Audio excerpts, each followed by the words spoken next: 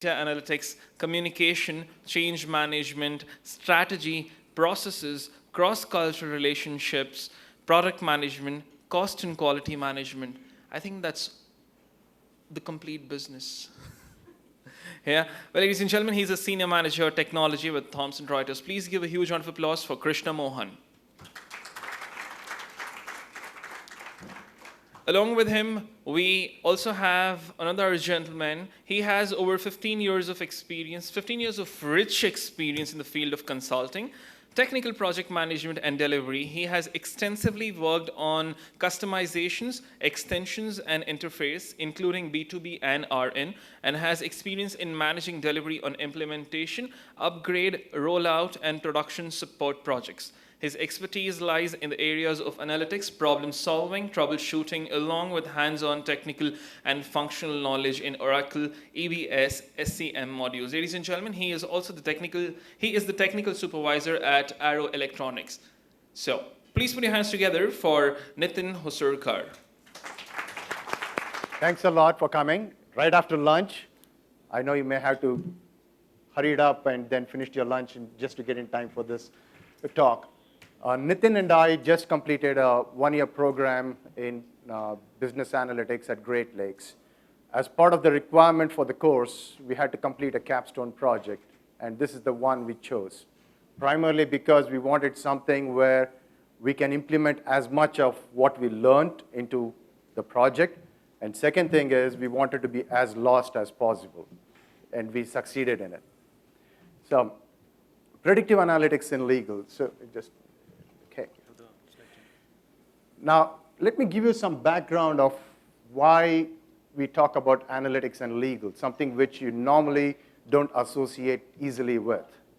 It all started in about year 2002. The three people behind me, they, in 2002, noticed that the bench of the Supreme Court, which comprises of 9 justices, had remained unchanged for 7 years between 1995 and 2002. What they realized is that this gives a tremendous amount of data as to how these justices rule in different cases.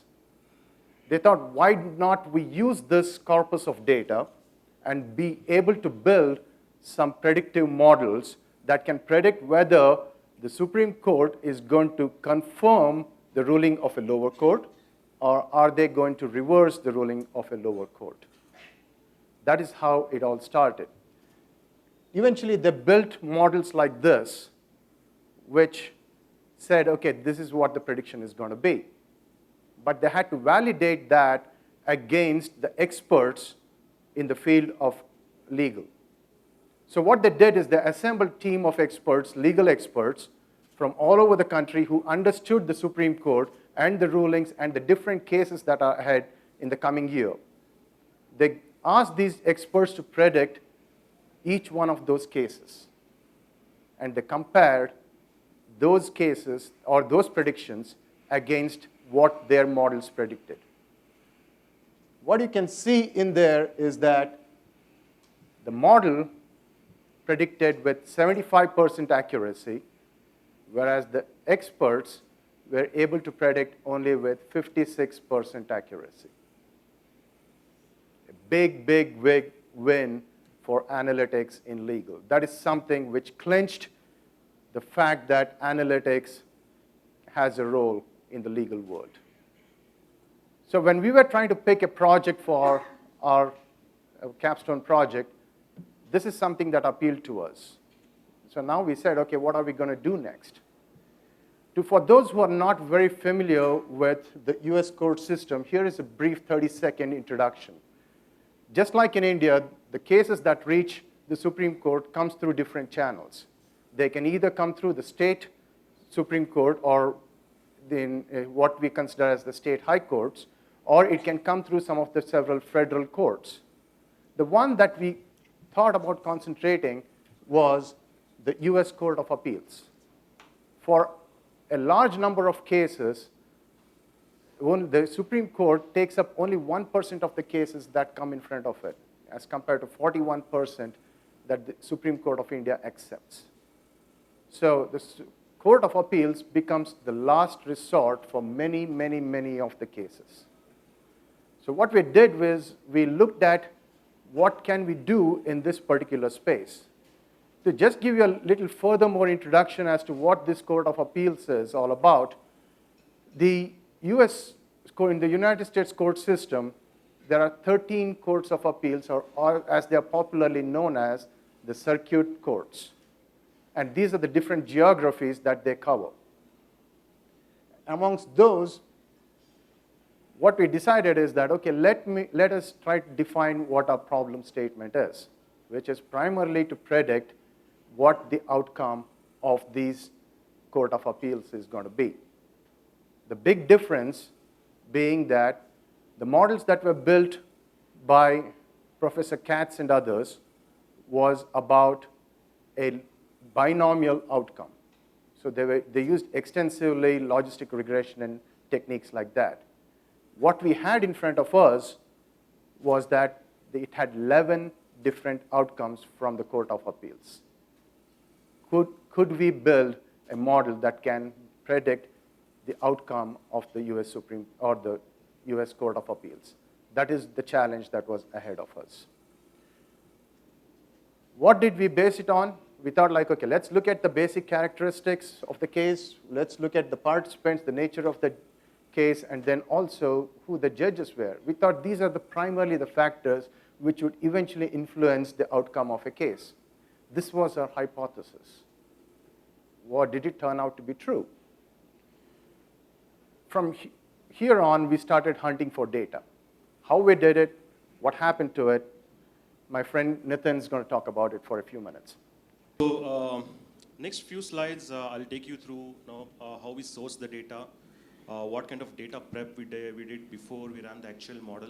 Okay, so the University of South Carolina has gathered the data around the legal domain for 7 years, and they had published it on their website, which was the source for our study. Okay. Along with that, we got a code book. So just the data file was not enough. We had to understand what the underlying data was, what each column was, how do we read that columns. So we had about 90-page of code book that we downloaded from the South Carolina website just to understand the data. Okay, so these two documents was the basis to start our study. Okay. How did the data look, okay, after we downloaded from the website? So there was a total of 2,160 observations, about 245 columns we had. One of them was the column that we were interested in, the case outcome. 11 possible outcomes. As Krishna was talking, each case or cases had 11 outcomes. The data set was a combination of integers, date fields, categorical, binaries, complex variables. I'll touch upon the complex variables in some moment, what it was and how we dealt with those variables. I'll touch upon it in some time. And majority of them were categorical variables, like very few numerical, most of them were categorical. And multivariate, like we had different levels of data, which was called like 1, 2, 3, 4, 5, 6, 7. But we had to refer the code book to find out what those 1, 2, 3, 4, 5, 6, 7 were, and then massage the data accordingly before we built the model. Coded factor variables, we had some few variables which were like just one number, 4, 5, 6, 7, 8. How do you decode that? How do you decode that and make sense out of that data? So that was one of the exercises that we did again before we ran the model. And missing values, like we had certain missing values on the data set, how we dealt with that. So when we started the project, we thought, okay, we are going to organize our whole study in these following 4 phases.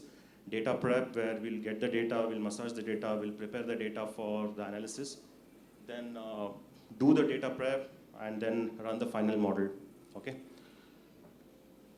So data prep, one thing was, obviously there were a lot of missing values. We just removed those columns. Like certain variables, They're all NAs across all the observations. So we just removed them from the study. And decompose the complex fields. Okay, this is what I was talking about, the complex variables, right? So we have a field which has like 1, 2, 3, 4, 5, right? How do you decode that? So we had to refer back to the code book. Okay, no, the first digit means something. If the first digit is 1, then second digit means something. If the second digit is this, third and fourth means something, right? So we had a huge algorithm we had to write just to decode this number into a meaningful categorical column, which we used for the model. So we used, I think we eventually ended up with 750 combinations that we had to decode finally to get the data prepared. Okay, so there are as many as 12 subcategories. I'll take an example for understanding. Suppose we had something called as an appellant. Like appellant is the person who's appelling, right?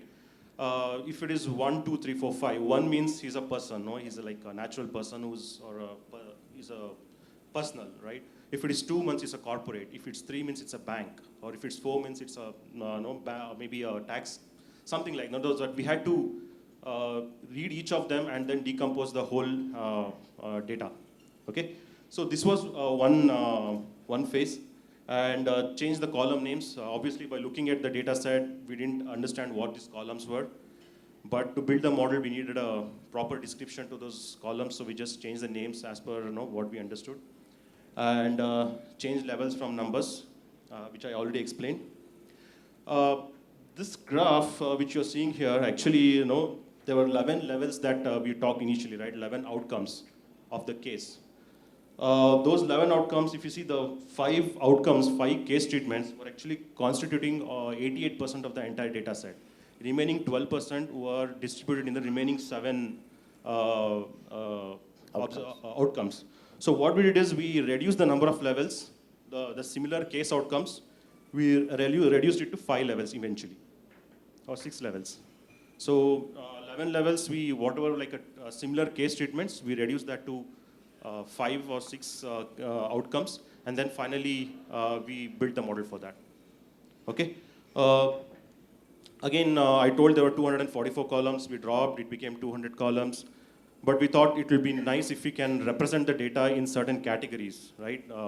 So these were all the columns we had in the data set and how we organized that for our understanding of the data, right? All the, what is the previous code which heard the case, or from which district it was coming, or from which state it was coming. So that constituted the case origin, okay? And who were the participants, like who was the appellant?